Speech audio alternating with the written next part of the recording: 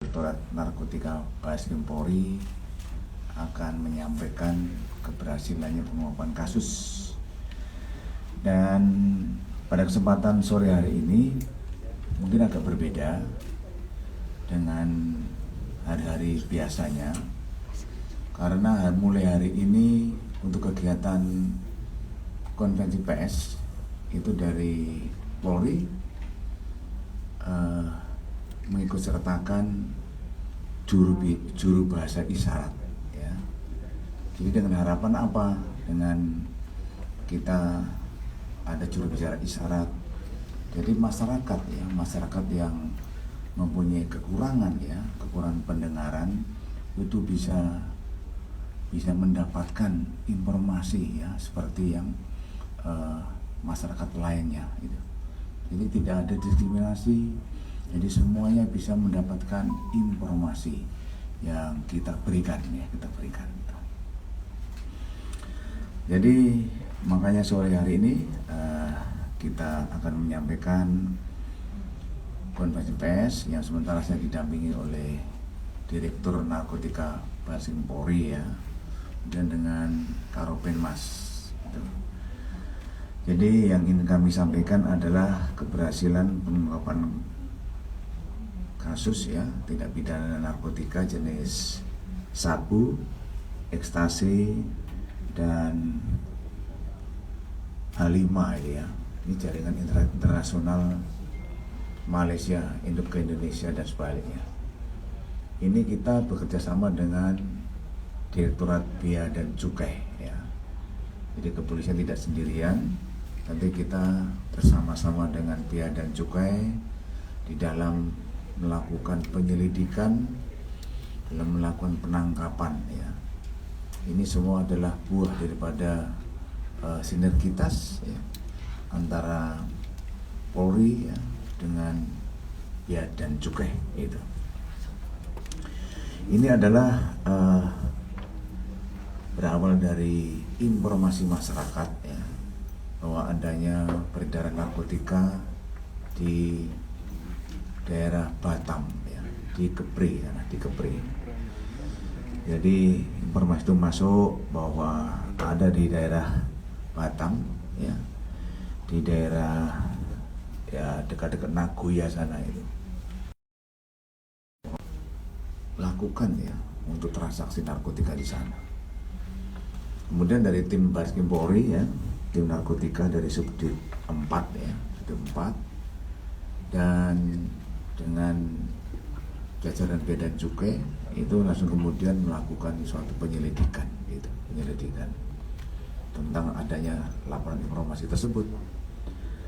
Memang benar itu informasi itu kita lakukan penyelidikan sekitar 2 minggu ya, kita lakukan 2 minggu ya, sekitar awal-awal Januari lah atau akhir Desember, antara akhir Desember sampai awal Januari lah gitu.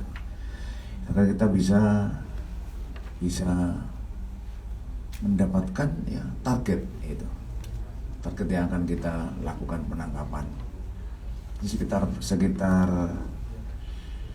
hari Kamis ya, tanggal 21 Januari 2021, tim ini membuntuti sebuah mobil ya,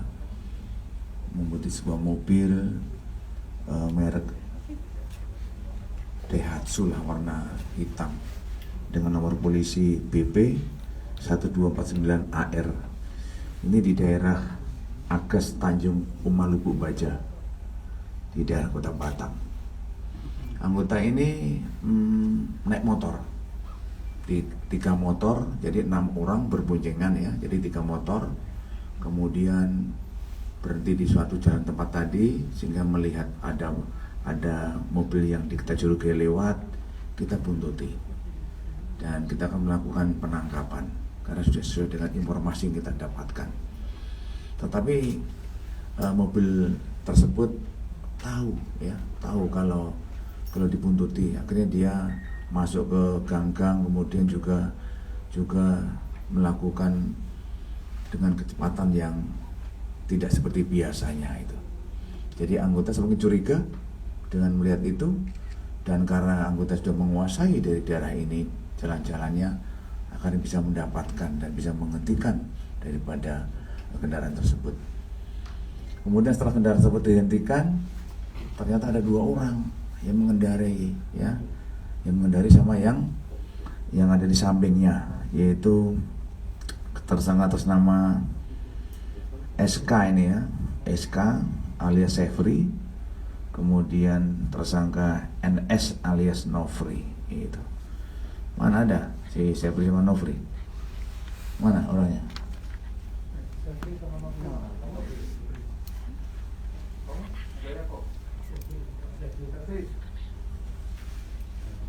Ada ya? Oh ya, itu ya, itu 2 orang itu. Saat dihentikan, si sopir itu dan sama pendampingnya, yang satu lari, pendampingnya lari menghindari petugas, gitu ya. Dia lari loncat ya, dari kendaraan, kemudian lari. Kita sudah memberikan tembakan peringatan, tetapi tidak mengindahkan. Ya, kita melakukan tindakan tegas. Nah, kita tindakan tegas mengenai kaki, ya, akhirnya bisa kita lumpuhkan itu. Kemudian setelah tersangka 2 orang kita dapatkan, anggota ini menggeledah mobil itu, ya, menggeledah mobil, dan ternyata di dalam mobil kita temukan apa? Ada 2 buah karung warna putih, ya, yang masing-masing di dalamnya ada jerigen plastik warna biru, ya, jerigen plastik warna biru. Kemudian di dalamnya ada 1 buah tas hitam juga di sana, berisi apa ini? Narkotika jenis sabu, ada ekstasi, dan ada H5. Selanjutnya kita amankan. Ini yang mana ya barang buktinya? Oke. Jadi ini ekstasinya, ya. Kemudian ini sabu, dan ini H5. Ini H5. Kemudian tentunya penyidik akan percaya begitu saja dengan 2 orang tersangka itu. Tidak. Jadi kita langsung mengembangkan kembali dari 2 orang itu, ya, 2 orang tersangka tadi, SK sama NS tadi, ya. Itu kita mengembangkan akan mendapatkan tersangka HY alias Ferdi, ya, alias Ferdi. Kemudian setelah kita kembangkan lagi, kita mendapatkan namanya H, itu ya, tersangka H di daerah Duyung, Pasar PS Buah Jodoh, Kecamatan Lubuk itu. Dia sedang ngapain? Dia sedang berdiri di mana? Di pinggir jalan. Di pinggir jalan dia berdiri, ya, berdua, dia ngawasi. Ternyata dia tahu ada kendaraan zebra itu, ya, kendaraan tadi itu ditangkap petugas, tahu. Karena kondisinya kan, lokasinya kan bisa melihat jaraknya itu, ya, tidak jauh. Jadi dia tahu, gitu. Sehingga dia karena dia tahu, kemudian anggota ini juga sudah tahu juga. Ini kalau 2 pelaku ini melihat, ya, atau mengawasi, berarti kita tangkap juga. Itu yang ini. Kemudian besoknya, ya, setelah itu 4 tersangka sudah kita dapatkan, ya, kita bawa, kemudian kita interogasi di kantor polisi. Kita mendapatkan pada hari Jumat tanggal 22 Januari, kita mengembangkan, ya, kita mendapatkan kembali itu sabu berupa 5 kilo yang diterima oleh tersangka RFH alias Rizky, itu ya, Rizky ini. Kita akhirnya mendapatkan kembali itu.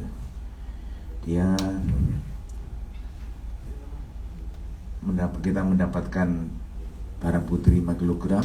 Akhirnya tersangka ini kita bawa ke juga itu. Jadi ada 5 udah kita dapatkan tersangka ini, kemudian kita periksa. Dari hasil pemeriksaan, barang ini adalah barang dari Malaysia, ya, yang kemudian yang mengendalikan adalah warga binaan, ya, dari satu LP di Batam, Dan kemudian juga ada satu orang yang disebut bos, ya, disebut bos. Itu dari Malaysia yang mengendalikan. Ada 2 orang yang masih kita kejar, jadi 5 orang sudah kita tangkap, 2 orang masih kita cari, gitu. Dan kemudian barang bukti tersebut ini, semua ini sebagian diedarkan ke Batam, dan tujuan utamanya adalah diedarkan ke Makassar. Ini, ke Makassar. Jadi keterangan tersangka bahwa sudah 3 kali lebih lah untuk mengirim barang seperti ini ke Makassar. Dia menggunakan ekspedisi ya dalam pengirimannya itu. Jadi yang dari Makassar tersangkanya adalah tadi HY alias Verdi dan H itu yang dari Makassar itu ya, itu aktornya itu. Barang bukti ada 8 bungkus sabu dengan total 8.206 gram ya. Ini berat bruto.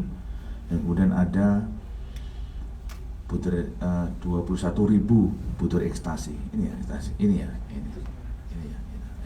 ekstasi semua. Ini ekstasi ini ada 21.000 ini ya ekstasi. Kemudian ada 220 butir Happy Five nya di sini ya, Happy Five. Kemudian ada beberapa handphone ya, dan ada mobil juga yang tidak bisa kita hadirkan di sini gitu. Jadi intinya bahwa barang ini dari Malaysia, tadi sudah saya sampaikan, untuk sebagai jaringan internasional, dan ini juga kita masih mengembangkan ya, karena informasi yang didapatkan masih ada yang sedang kita lakukan pengejaran untuk mengembangkan kasus ini gitu ya. Dan kemudian sistemnya penerimaan barang dari Malaysia ini menggunakan sistem tempel gitu. Jadi tempel itu tidak tahu siapa yang mengirim.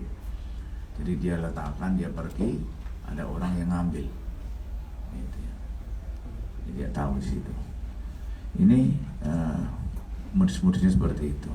Kemudian tersangka ini kita kenakan pasal 114 ayat 2, kita yuntukan pasal 132 ayat 1 Undang-Undang RI nomor 35 tahun 2009 tentang narkotika.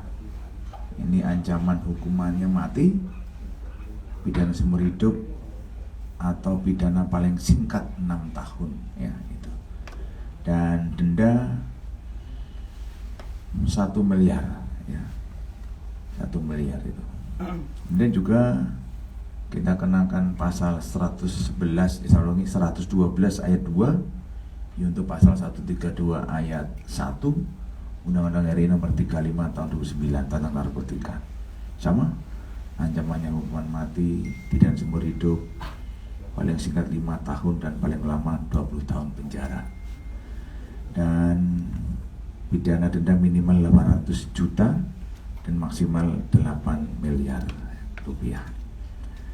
Jadi dengan adanya penangkapan ini kita bisa menyelamatkan sekitar 30.000 orang ya, yang kita asumsikan per orang mengonsumsi sebanyak 1 butir dan atau 1 gram sabu gitu. Jadi kita bisa mengamankan sekitar 30.000 orang yang bebas, tidak terkena bahaya narkotika itu